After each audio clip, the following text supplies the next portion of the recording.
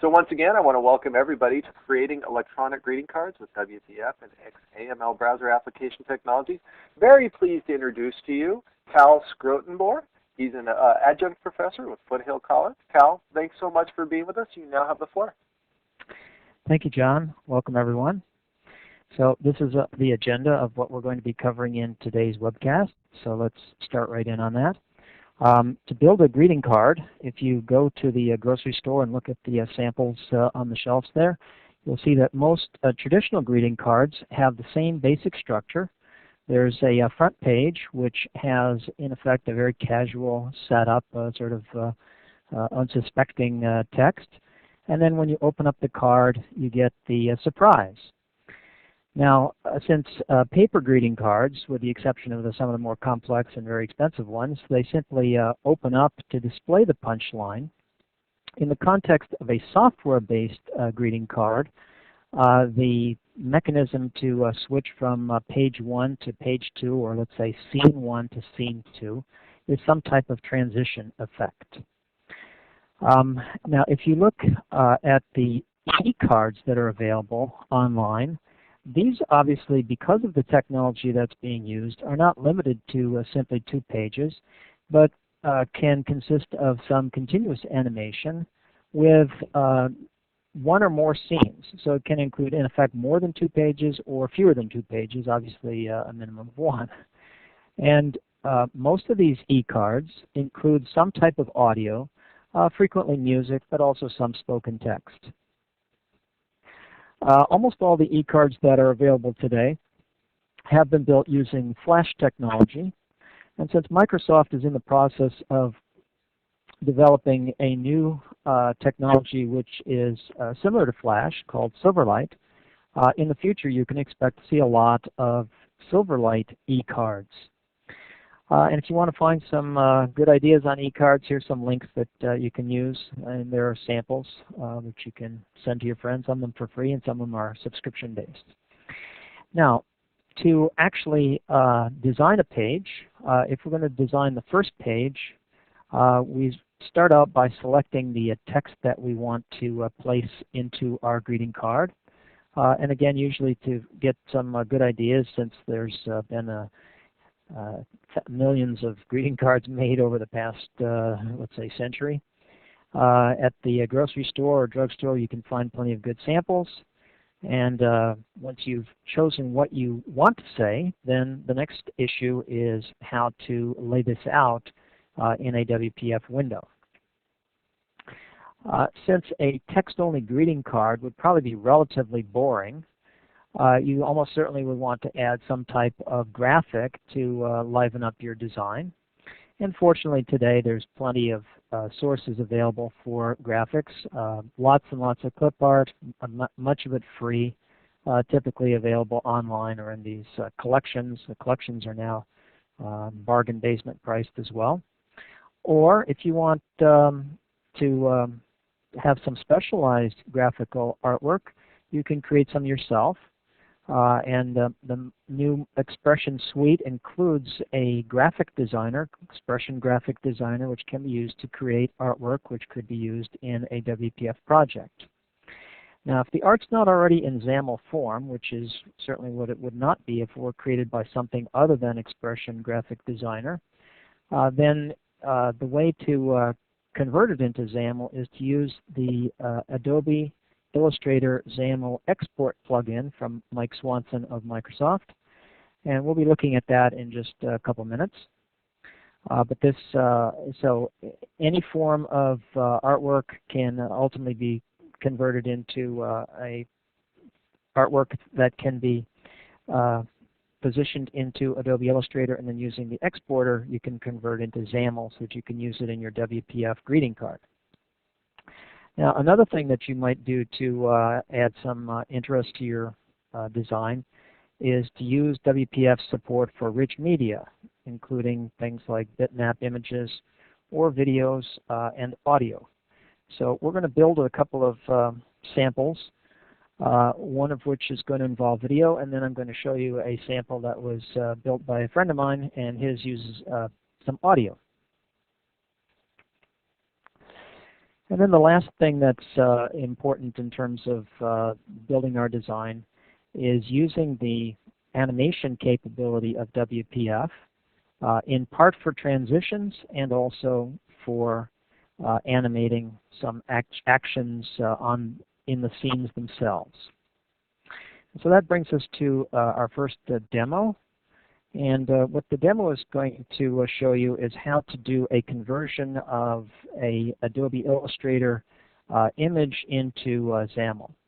So here I have Adobe Illustrator, and this is some artwork. Actually, the balloons were some CorelDRAW artwork, and then I simply typed in the Celebrate, frankly using CorelDRAW since I'm a little bit more experienced with that than with Illustrator.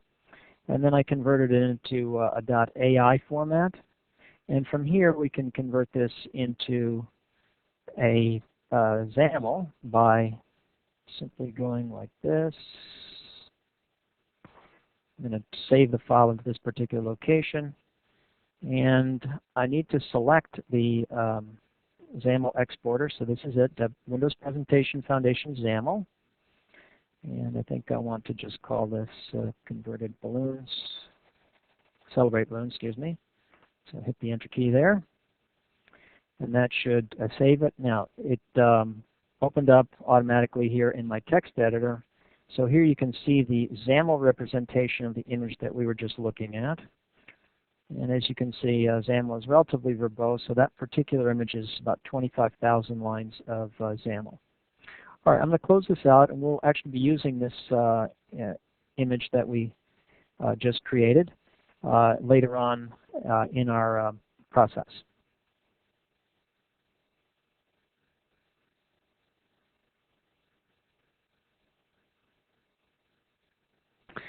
Okay, so the next thing I'd like to show you is that in terms of creating the transitions to go from page 1 to page 2 or from scene 1 to scene 2, and if you have multiple scenes from scene 2 to scene 3, you're going to want to use some type of transition. And of course, transitions are typically built using animations.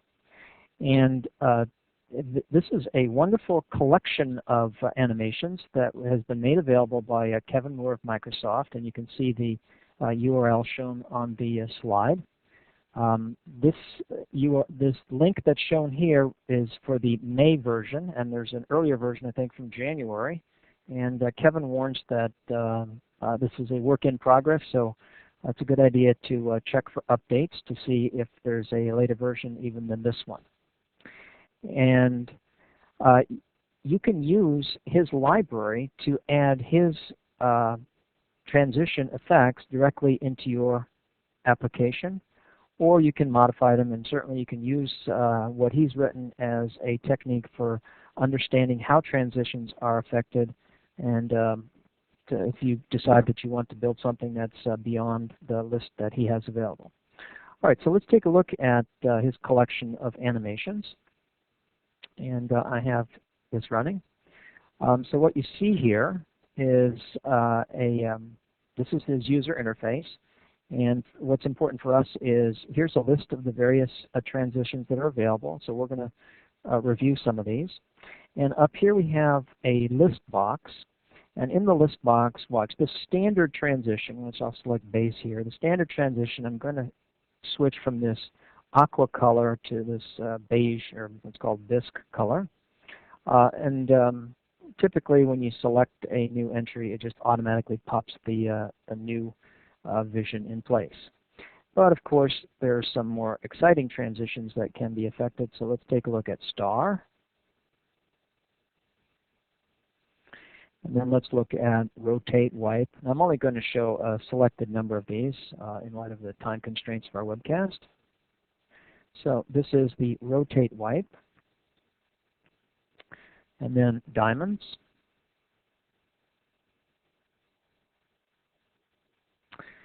And we'll show you the checkerboard.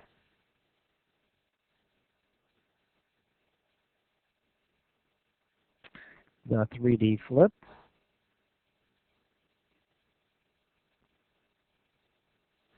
3D rotate.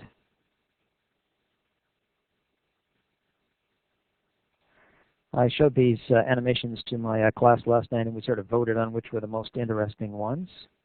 And this was an all-time favorite. Most of you probably have already seen this, the page turn effect.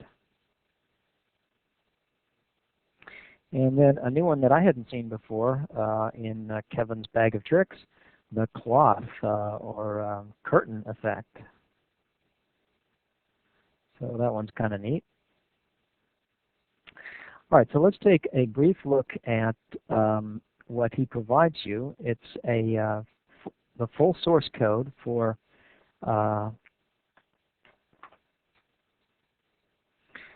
his transitions. And here we have, for example, here's the storyboard for the melt transition. So if you simply examine the text for that, you can modify it as you see fit and incorporate his transitions into your application. So each one is labeled horizontal wipe, here's vertical wipe, diagonal wipe, and so forth. So it's a great way to learn about how to build your own transition and to understand how they work.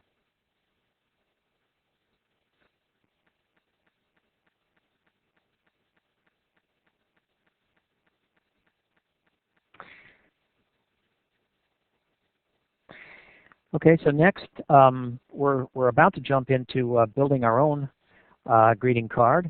So let's talk about the tools that would be used for this.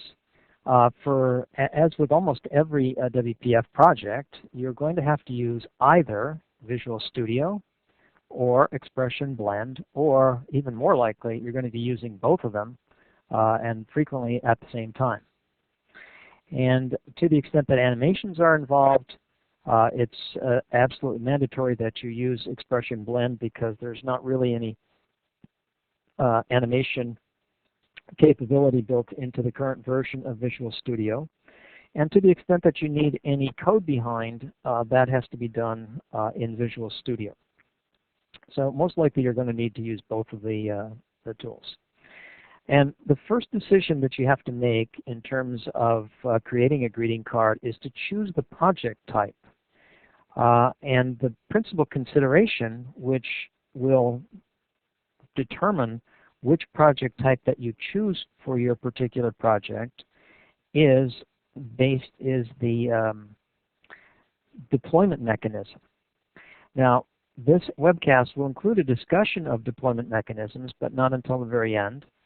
So for purposes of this demonstration, I'm just going to select the Xaml browser application as the project type for our greeting card which we're about to build. So I'm going to go here to my desktop, and I'm going to close out Kevin's application since we don't need that anymore.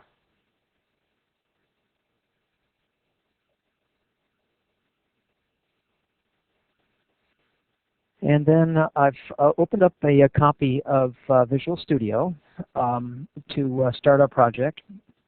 And we're going to create a new project. And if you have properly installed the WPF and WCF extensions to Visual Studio 2005, then you should have this .NET Framework 3.0 node in your list of project types. And then over here we need to select the XAML browser application type. And I'm going to call this the Baghdad Birthday Webcast version. It just helps me identify which version I'm working with.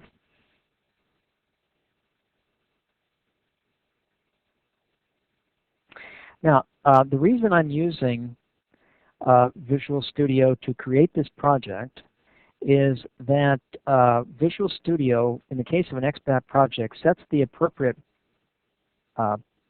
project properties so that the application will deploy satisfactorily.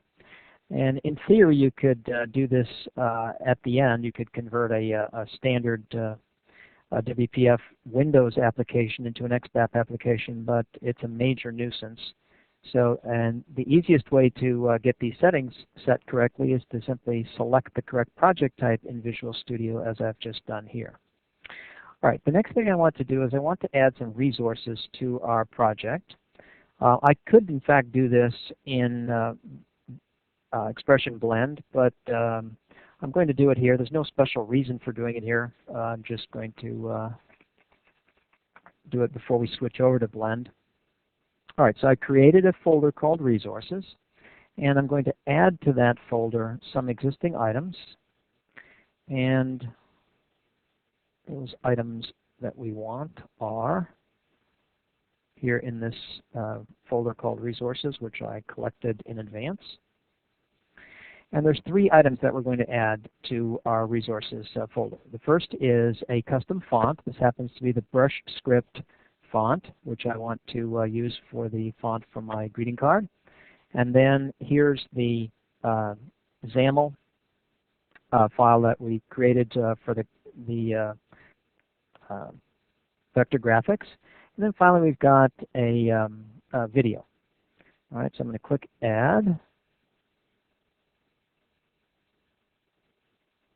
Oh, I think that I only had the last one selected, so I want to add the other two items. Should have had all of them selected. And here we go, Add. There we go. So now we have all three of these resources added to our project. All right, and one other thing that I'd like to do is to add just a size to the page. Now, notice, by the way, that I have even disabled the designer here, and that I've associated XAML with the XML editor. This gives a little faster response when I'm working with Visual Studio, and I want to add in some explicit values for the height and width of my page.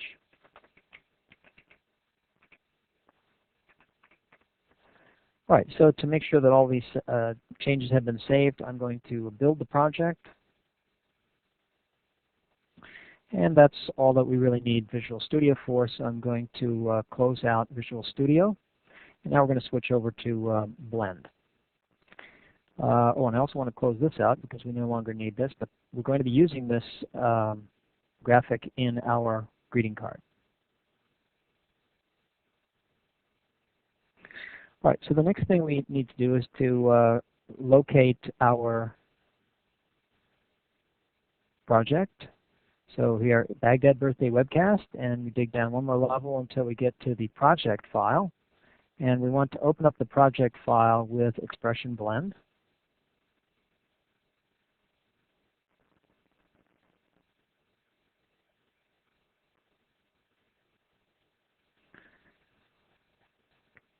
So if we go to the Project tab here, we can see that in our Resources folder we have those three files that I mentioned, the font, the graphic design, and the video.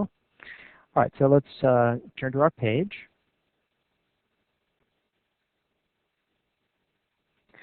And you can see that, well, actually I'm in the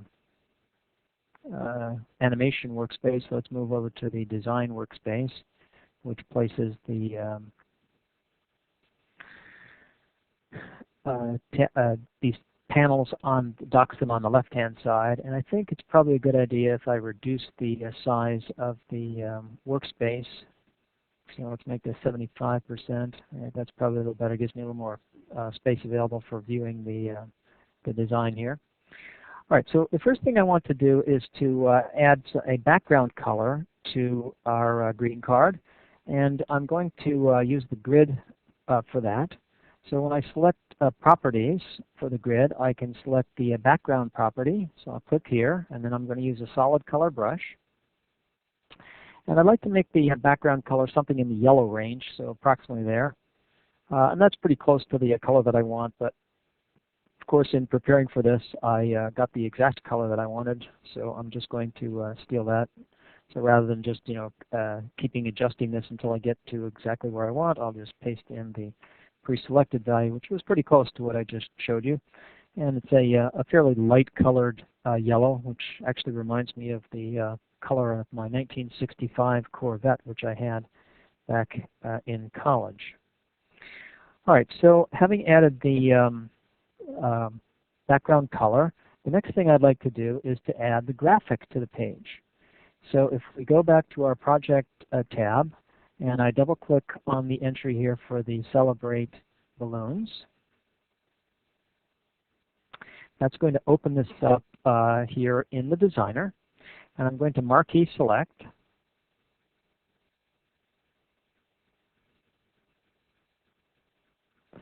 And then I'm going to copy that to the clipboard,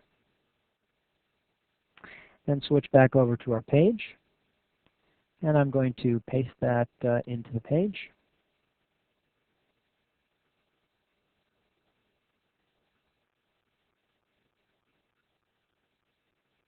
Okay, so now we have our graphic on the page. I'm going to retract the tools. And to my way of thinking, the size of the graphic by comparison to the size of the greeting card is a little bit too large. So I'd like to shrink the size of the graphic, and the easiest way to do that is to add a view box, because view boxes have been built to allow for scaling of images. And the easiest way to add a view box is to simply type it in. You could use the graphic designer, but it's a little tricky, and it's much easier to do it this way.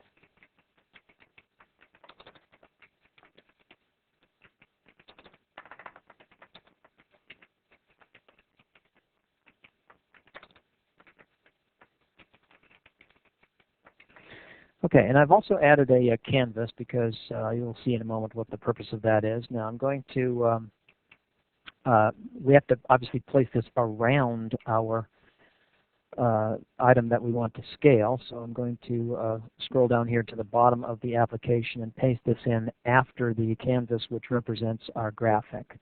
So now we have the graphic surrounded by a view box. And the graphic, you see, canvases can be nested almost infinitely. So let's build and run this. First, let's build it. Make sure that everything is functioning satisfactorily.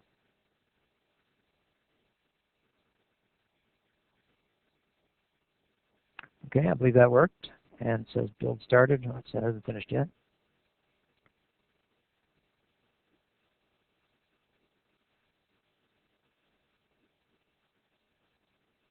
Okay, so now let's run this.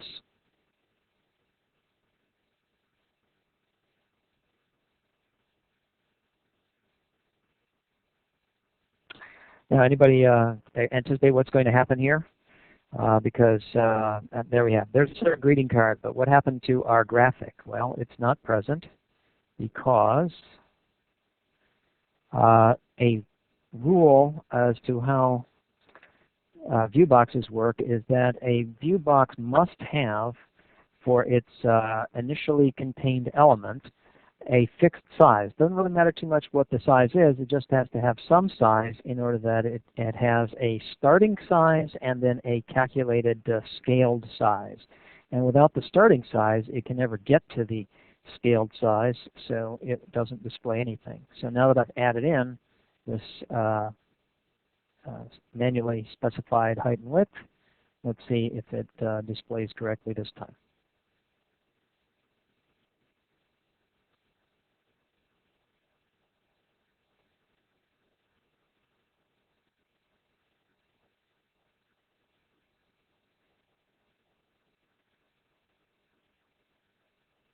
And fortunately, that works the way it's supposed to. Okay, so now what I want to do is to return to the designer. And the purpose of adding that view box was to allow us to position and scale our graphics. So let's move this down a little bit like this.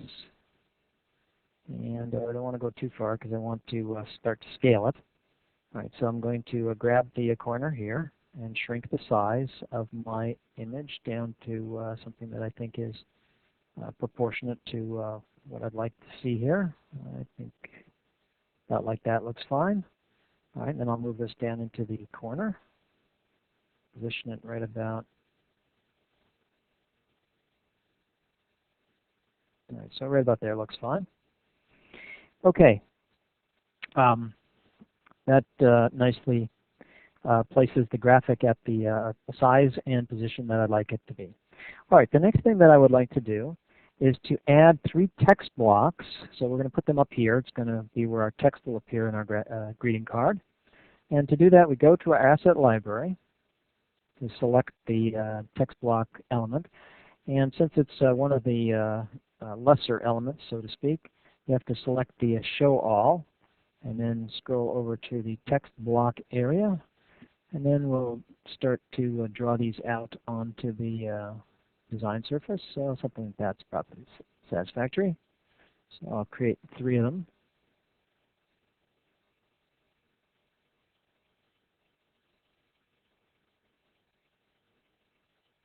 Okay, there we are. All right, now I need to get my tools back. And with the each of these text blocks selected, I'm going to go to the Properties tab, and I'm going to give them each a name.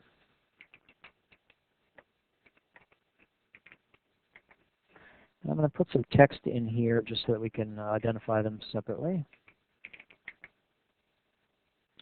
And then using the pointer, select the center text block. And give it the name. And then select the upper. And give it a name of upper. Okay, great. So all 3 of these have been named and positioned. Now what I want to do is to create a style. And with one of these text blocks selected, which is, you can see it's selected here and you can see it's selected over here. Oh, this is very subtle. I have great difficulty following the selection appearance over here. But we then go up to the Object menu and select Edit Style, Create Empty. And this will give us the dialog box for creating a style. And you can do a style a number of different ways. One is to give the style a name, which is what you see if we select this particular radio button.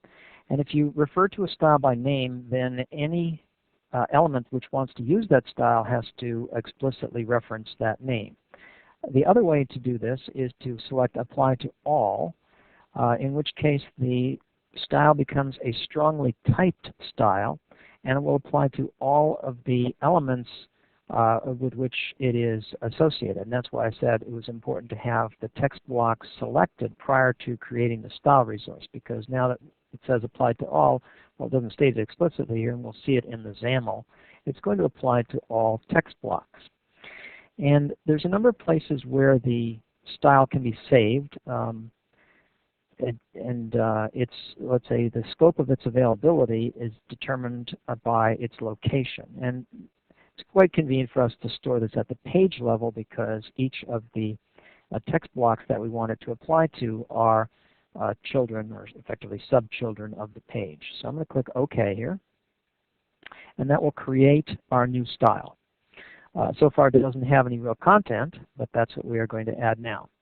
And there's 2 things that I want to add to the style. The first is I want to change the font size to 44. And the second is I want to specify the font family that we're going to use for our font. So to do that, I'm going to select Custom Expression, because in an XBAP application, you must include all of the elements that you want to deliver to your viewer.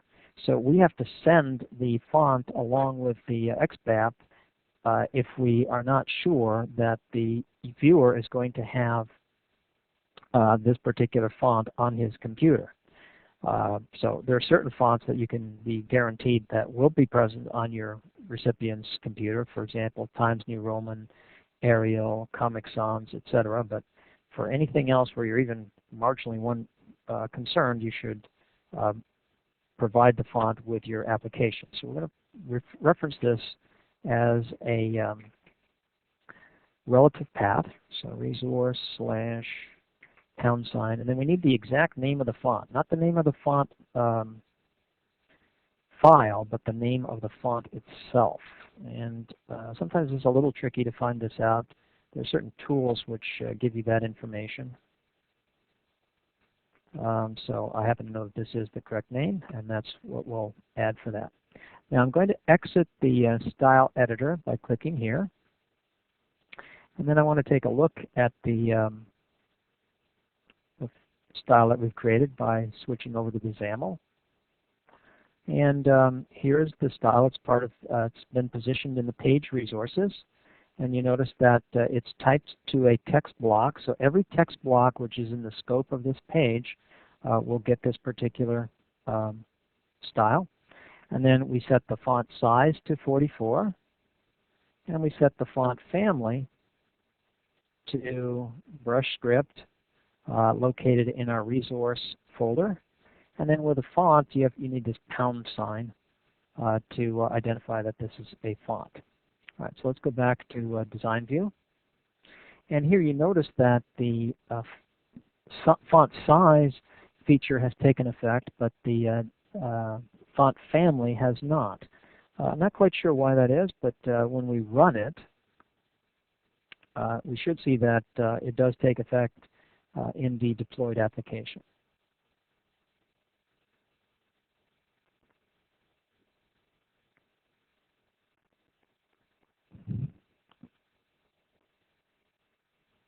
Ooh, it does not. So perhaps I have an error in my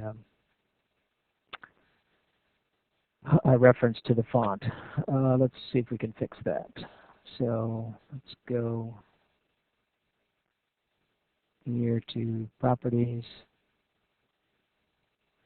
so Resources. Oh, I need an S here in my text. I think that should do it.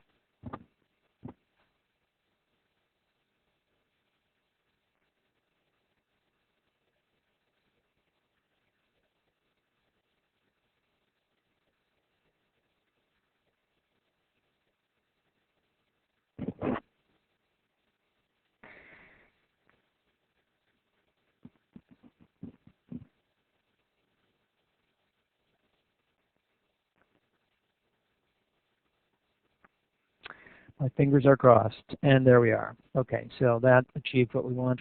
And I noticed that the lower is a little bit further away from the middle than the upper. Not much, probably not necessarily worth fixing, but let's go here. And I can move this up by just a smidgen like that. All right, now to this stage, let's remove the text here, upper, middle, and lower, because I no longer need that. So I'll delete that, select this. Delete it again, select this, delete that. Okay, so now I have the 3 text blocks, and we've given them a font size and a font family. Now what I want to do is to animate the addition of text for use here. So to do that, I'm going to switch to the animation workspace. And what the animation workspace does is it moves these windows to dock on the bottom rather than to dock on the left side. And that's convenient when you create the timeline, because the timeline displays horizontally here. So, all right, so to create a new timeline, we click on this plus, and I'm going to call this timeline onload.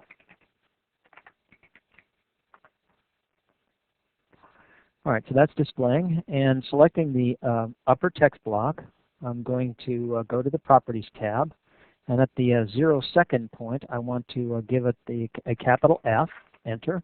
I have to hit Enter here because that's what's required to record the keyframe here.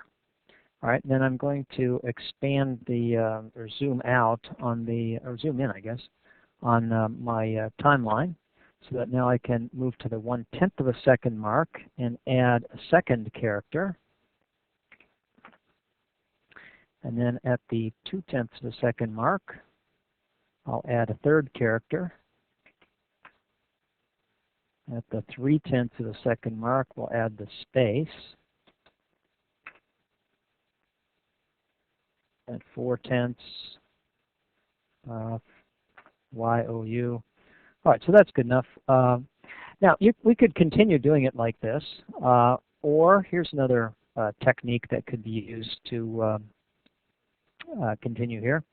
I can copy and paste this, and then we have to change the numbers because that was at the 4/10 of a second. Now here's 5/10 of a second, 6, 7, 8, and then of course we need to expand this for your space YOU, YOUR,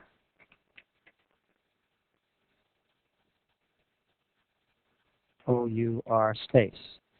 Okay, so let's go back to the design window and see what that looks like.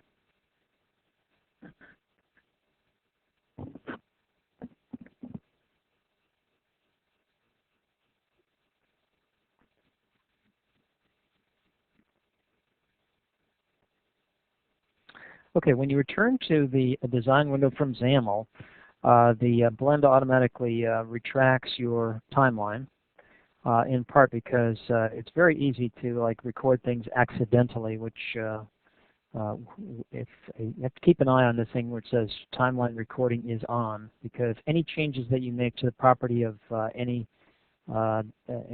element will be recorded as part of your animation. All right, so let's take a look and see what our animation does. So it just types these out one character at a time, sort of the effect of a typewriter, or if you're typing into a text editor, it's the typing effect. All right, so we could either manually enter the additional characters here into the timeline, or we could use the technique which I just showed you to copy and paste and mark up. But the easiest mechanism of all is to simply take the animation that I previously did and copy it lock, stock, and barrel into our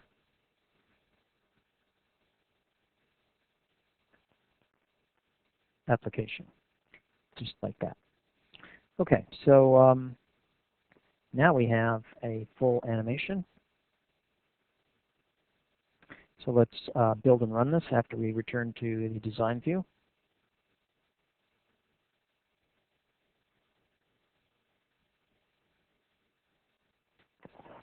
So let's see what the animation looks like. It's going to type out all of the text that I've entered one character at a time, 3 lines of text.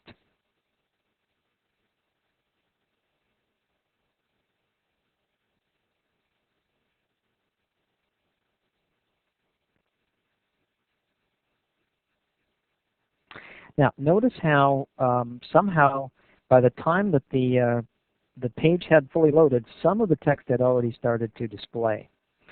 So I'd like to put in a bit of a delay. Now this is the final result of page 1. So it's got our text and it's got our graphic and a solid background. But when this came onto the screen, part of it had already displayed. So I want to put in a little delay feature. And we do that by going to the Xaml here. And for each of these animations, I'm going to use a begin time of 3 seconds. So that says basically pause for 3 seconds before you start this animation.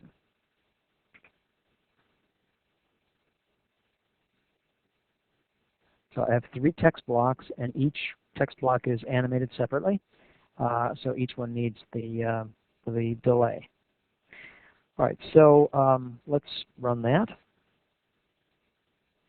This time the card should display with just the graphic momentarily, and then the animation should commence.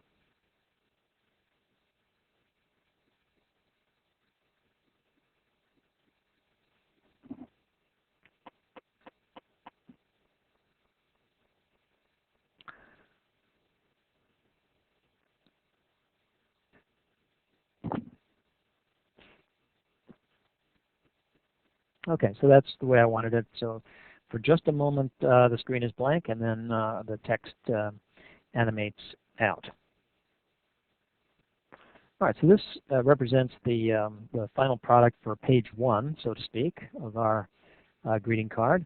And the next thing we want to do is to add in the punchline, which is going to take the form of a video. So I'm going to go over to the design view. And I'm going to get rid of the tools. And then the item that we need for this is the media player. And that's also one of the elements that requires the Show All tab to be selected. It's very difficult working in this low resolution.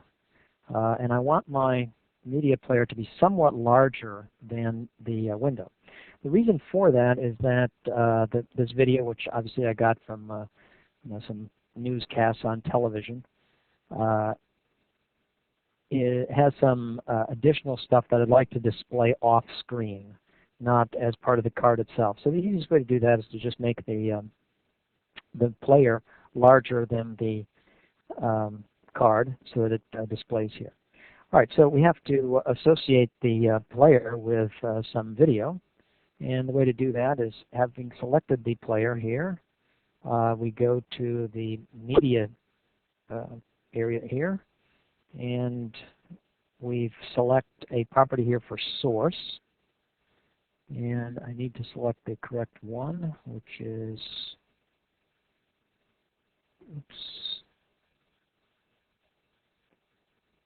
it has to be part of our project itself. Okay, so we have to select the, many versions of this on my computer here, but this is the correct one, should be the correct one. All right, now what I've done here, I've hard-coded it to the path that it's contained in this particular project. And that's completely unsatisfactory for an XBAP deployment. So what needs to be done is that I would need to repath it so that it goes to the relative pathing using the resources folder. So remember what I did with respect to the font. So we say resources / and then this. I won't do this for purposes of this demonstration because we're not really deploying it, but I'm just pointing out that what I did was completely unsatisfactory vis-a-vis.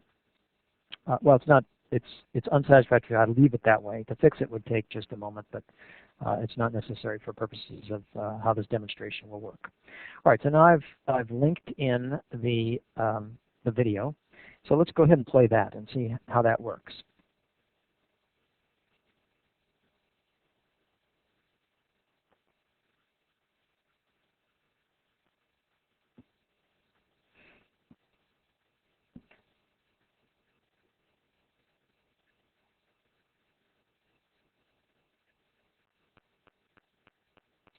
All right, so it's displaying our video even before the text display. So it's displaying the video directly on top of the text. So I see two problems there. One is that it's playing the video much too soon. We don't want the video to begin until after the text has finished displaying. And secondly, we don't want it to display on top of the text. We want it to display below the text. So what we really want to do is to move some of these elements to a different position. So the easiest way to do that is to switch to the Xaml view and go to the end of the code. And notice here that Blend has placed these elements down at the very bottom of our Xaml, and I'm going to move them to the top. Not quite to the top. I want it to be after the resources, but it's going to be to the top of the elements contained in the grid. All right, and I also want my media element to be displayed above, well, actually below, so above here in the XAML, but below on the layers on the greeting card.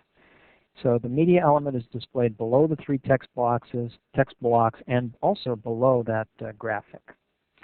All right. The other thing that we need to accomplish is to not have the video begin to play as soon as the application launches. So switching back to design mode.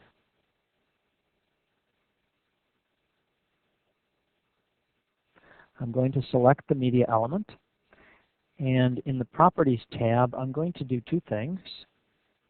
First, I'm going to go to this media zone, and down here, you notice that the loaded behavior specifies that it's going to play.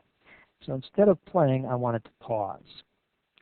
And also, I want to set its opacity level so it starts out with an opacity of 0. So when it launches, you won't see it at all, and it won't play until we tell it to play.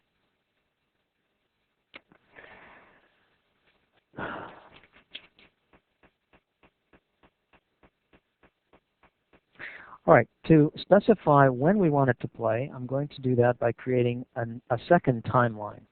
And the second timeline I'm going to call on text automation complete. All right, so you notice how my name corresponds to like when I want this second storyboard to run.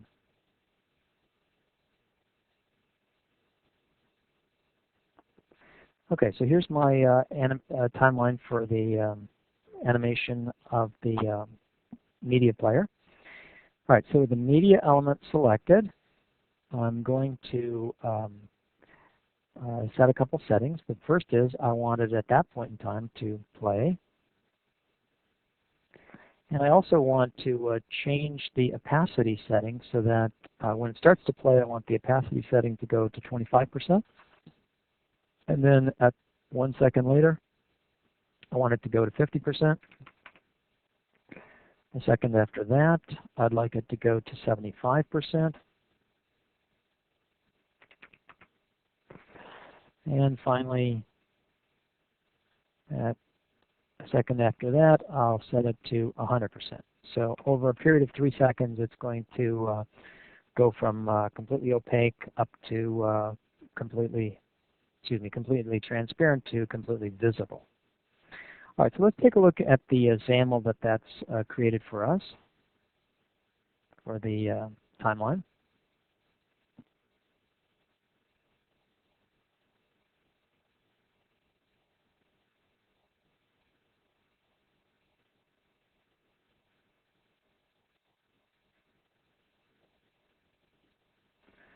Okay, so it's created a couple of animations. It's a separate animation to animate the status from pause to play, and then a second animation which animates the opacity property going from its start position of 0 up to a value of 100% over a period of 3 seconds. Now, we don't want this to start to play until after the text animation has completed. And the text animation itself takes a total of 10.4 seconds, and you recall that we put in a 3-second delay, so the text animation does not actually finish until 13.4 seconds. So what I want to do is to start the opacity changing after, let's say, approximately 14 seconds.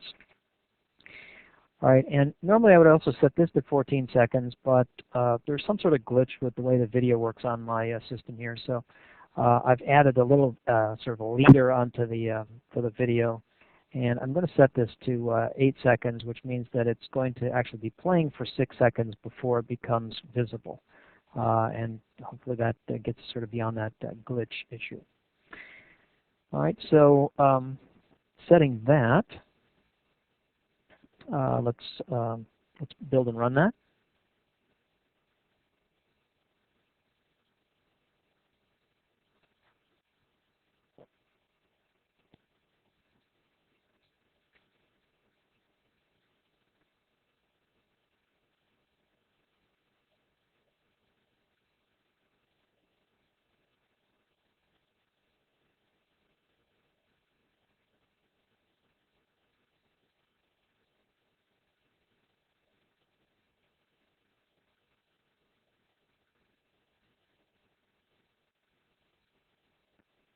Okay, so there comes the text.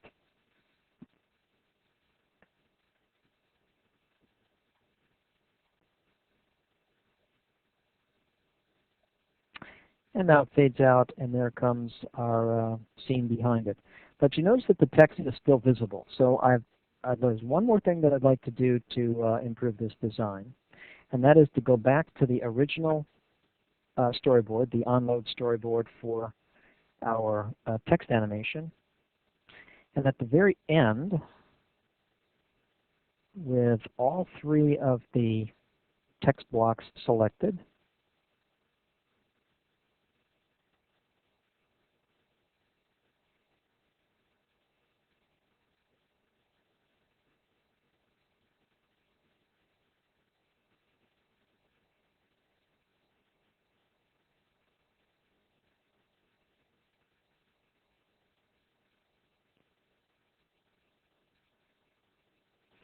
All right, I need to select all three text blocks, and then I'm going to switch to the property tab for the text block. A little response issue here. And maybe the best thing is to switch over into Xaml again.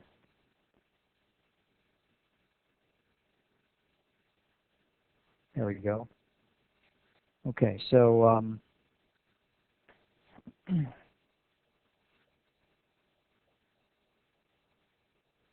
I do want to be back in the design mode, so let's go back to there.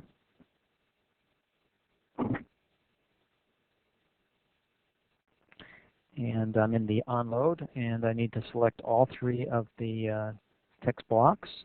Go here to the 11-second mark, and at that point I'm going to start reducing the opacity of my text block. So first I'll go to 75%, and then at the 12-second mark we'll change that down to 50%, and at the 13-second mark we'll set it to 25%, and then finally at the 14-second mark we'll set it down to 0. So that way our text will fade out. And going back here to the XAML,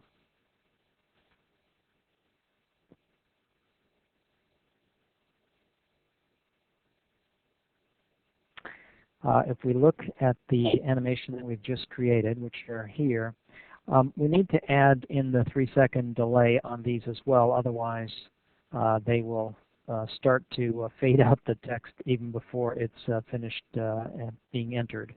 So with that in place, I think we should have effectively the final result.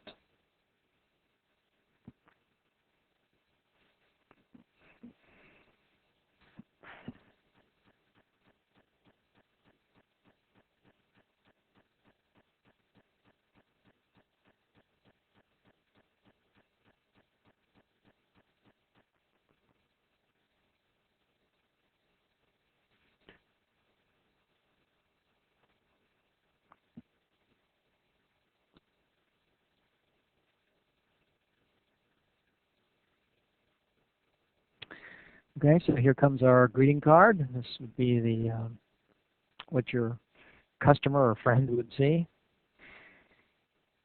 For your birthday, we've gathered together a few of your best friends for a little celebration in your honor.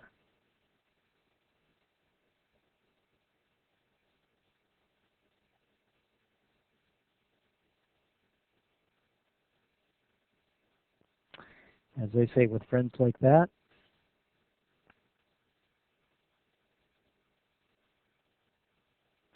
well, it goes on for a ways, but it's essentially the same, more of the same coming up. Okay, so let's switch back to that completes the that's the complete greeting card there. So let's go back to our slide. Oh, I'm sorry. The next, whoops.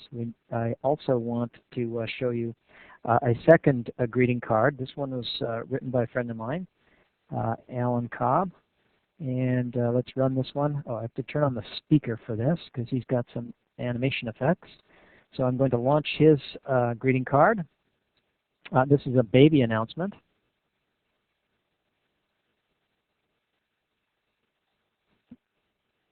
We've got a new baby girl. Take a look.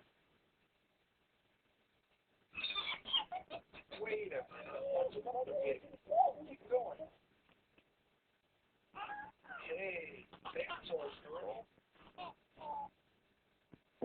Okay, so what Alan has done here with his card is he's created, in effect, 3 scenes with 2 transitions. Now, notice that this button, which is animated for the mouse over effect, that's actually a button, and using control templates, he has changed the appearance of the button so that it looks like a baby bottle. And the graphic for the baby bottle, Alan created using Expression Graphic Designer, so it's a custom-built graphic. All right, so I'm going to run this one more time. So notice how we had that animation where the page flipped out at us. The rotation on the newspaper the mouse over animation here, then using another animation to display the second image, and then finally the curtain or cloth animation transition, which you saw from Kevin's Bag of Tricks. And this photograph happens to be the daughter of some friends of mine from the Netherlands. Okay, I'm going to close this out, and then looking in Alan's application, notice that he uses the Kevin Moore's Bag of Tricks transitions are just a library that's been added to his application, which allows him then to use these transitions as part of his project. All right, let me close that out.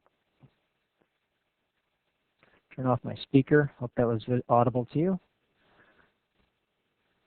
Okay, so that brings us to the last part of this presentation, which is to look at the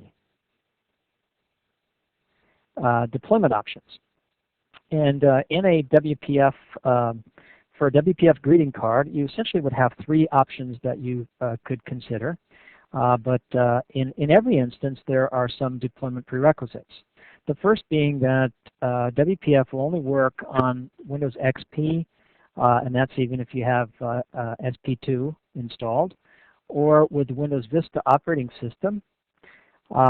Now, technically, it also will work with Windows Server 2003, but not too many greeting card customers are likely to be using that for their regular operating system.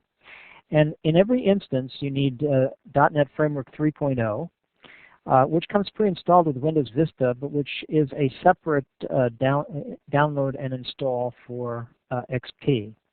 So that's a bit of a barrier to usage at some stage, but as more and more people switch over to Vista, it becomes less and less of a problem. And of course, over time, more and more people will have this installed by some process or another. Then amongst the three project types, one option is the WPF Windows application. And the advantage of that would be that you could send your application to someone as an email attachment or possibly on a CD. And the CD could be useful if the card involves a significant amount of data, for example, a relatively long-running video. So you could send a video that has, a baby announcement, like 10 minutes or 15 minutes or whatever, of the baby's actions. Or in case of a soldier on deployment, it could include some extensive video. But the disadvantage of the Windows application project type is that it does require installation on the recipient's computer as an actual application. And of course, that could be a problem in any type of high security environment where the user may not possess installation permissions. I mean, obviously, to install an application, you generally need administrative privileges, and not everyone is able to run in administrator mode. And in some instances, the recipient doesn't even own the computer that he wants to view the greeting card on. So, for example, if the recipient is at the computer lab at school, or in an internet cafe, or at the Admiral's Club at the airport or something, that's not a practical solution. All right, so the second option is the XBAP application, and that's what Alan and I used in the examples that we have displayed today. An XBAP application actually is a Windows application, but it's delivered via the internet. So you simply send the URL to your customer, typically by an email or some type of link, a web link. And then when the user clicks on that, the browser will download the XBAP application and download it to cache and then run it on the user's computer. It has to run in Internet Explorer. That's Internet Explorer 6 or Internet Explorer 7. And it runs in the Internet Explorer Security Sandbox, which is a real convenience because it does reduce the security risks to the reader. And the reader does not have to be running in administrative mode. So it's much easier. Now, as I mentioned earlier, While you could switch after building the application as a Windows application, you could switch over to making it an XBAP, but that's really not a good idea because it's a major hassle to do that. And then the last potential deployment option is Silverlight. But my personal opinion at this stage, which is June 2007, is that Silverlight at this point is not yet practical for creating a WPF greeting card. And the principal reason for that is that Silverlight is still in beta, if you're talking the JavaScript version, or it's in alpha if you're talking about the C# version, which of course is the more appealing one. And the tools for building applications in Silverlight are still relatively immature. Some of my friends who've been working on Silverlight projects have expressed some difficulties in doing it. But of course, things are underway to improve that. And in the near to medium term future, you can expect that it will move from alpha to beta and eventually to release candidate and finally to full release. And the tools almost certainly will improve with also very rapid pace. But as of this point, it's still very immature. And then the last thing is there are obviously some significant limitations in the design of Silverlight. It doesn't support most WPF controls beyond the canvas, but well, most eCards are written in Flash today, and Silverlight is the Microsoft competitive technology for Flash. So I think in the future you're going to see that a significant percentage of that market will be captured by Silverlight. And the big promise for Silverlight is that it's lightweight. It doesn't require any installation. It requires just a very small plug-in. Microsoft is obviously hoping that the distribution of the plug-in will get to the same point roughly as Flash. And at that stage, you're probably going to see a lot of Silverlight greeting cards. And that concludes my presentation for today. Just a reference now for some additional resources. I have a blog, a WPF blog at wpflearningexperience.com. And we teach at Foothill College WPF and several different classes in C#. We have possibly the world's only college-level expression blend class, which starts on July 2nd. You can see that that's only about 10 days away.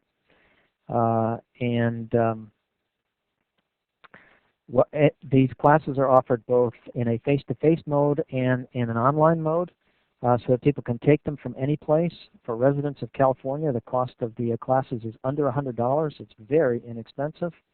The WPF class is now finishing up its second cycle and will be starting the third cycle, also starting on July 2nd.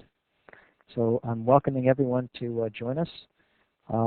I've also got on here my email address and Alan's email address in case you'd like to contact him about the greeting card that you saw that he built. I have a copy of his greeting card available on my blog at wpflearningexperience.com. And with that, I'd like to turn it back over to John, and then I'll be taking questions. Great. Thank you so much, Cal. Excellent presentation. Very cool. Before we go to the question, by the way, great time if you're going to submit questions. We're finally going to do the questions now, so now's a good time to submit them, and we'll be going right back to Cal in just 1 second to do that. I do want to remind everybody we're going to put an evaluation up on the screen before we go to questions, and I don't know if I mentioned at the top, but the results we get back are very important to us, and they're very important to Cal in terms of being able to refine the content of these webcasts that we bring to you. So if you could kindly take a moment and fill that out when it comes up, we would really appreciate it. And just want to let everybody know that we're offering a promotion right now, whereas if you fill out and submit the evaluation, your name is automatically thrown into the hat for the possibility to win a Microsoft Zune digital media player. So possibility of a great benefit for you as well if you fill out and submit that evaluation. So to remind everybody for upcoming and previously live webcasts, www.microsoft.com/webcasts. Our entire catalog of webcast content is available at that location, including if you would like to see these demos that Cal did today, they will be available at that location within 24 hours. up now. So sometime tomorrow, sometime around midday tomorrow, you should be able to get that. Midday on the West Coast, I should say. If you have webcast content ideas, if there's something you would like to see that we have not already brought, please let us know about it. We're always looking for great ideas, and we have developed quite a few webcasts based on some excellent ideas and recommendations submitted to us by webcast attendees. That's a pretty long URL there. You can go to the File menu and select Print the PDF, and that'll give you a reference back to, it'll give you a local copy of the slide deck in PDF format, which will give you a reference back to this URL, plus the many URLs that Cal pushed out during the webcast today. Last of all, today's webcast was presented using Microsoft Office Live Meeting. This is a great collaboration tool. If you work, especially if you work with a remote office or with remote employees, it's a really easy way to get people together for a meeting. So if you'd like to give that a try, Microsoft Live Meeting is offering a 14-day free trial, which can be accessed at www.microsoft.com/presentlive. So without further ado, I'm going to put up the evaluation launch page. So there's two central links on this page, and you can actually click on this page. This is a live web page that I've loaded into your browser. The registered online link will open the evaluation in your live meeting interface, about half pre-populated with information that you gave us when you registered for this webcast.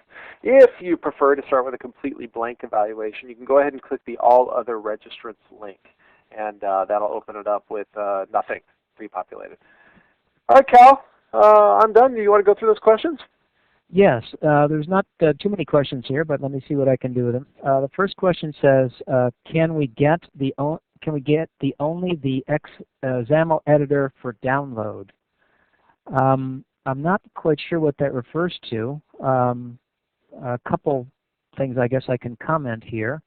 The expression blend tool, perhaps that's what he's referring to, that's available from Microsoft as a commercial product.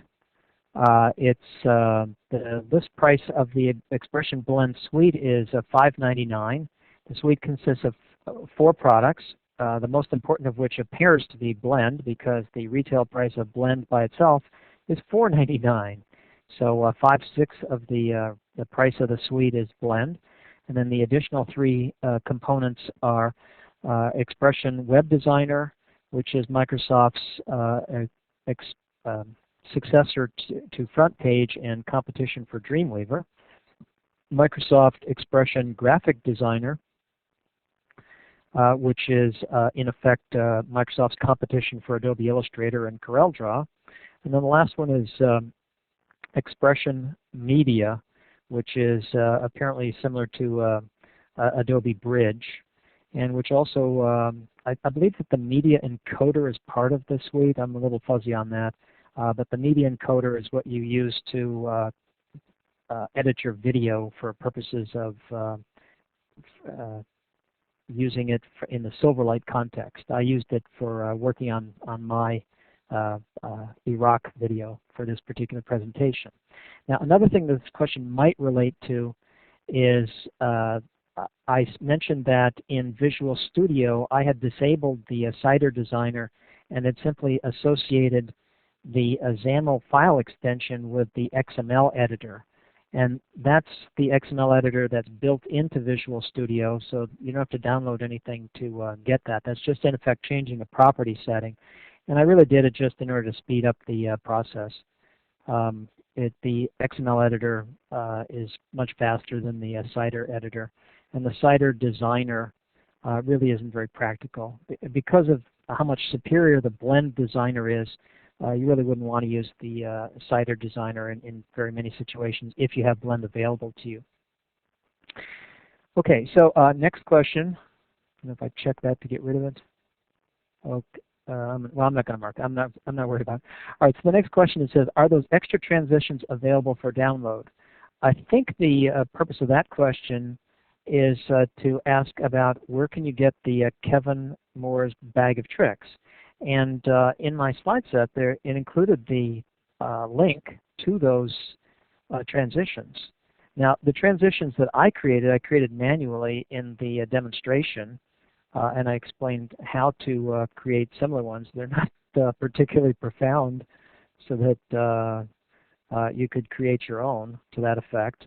But the ones from Kevin Moore can be, you can download his library and then include his library in your project, just as Alan did, and then you can use all of his transitions as pre-built transitions for animations. So it's definitely available. It's completely free, and at some stage that it may be updated with even more or even better versions.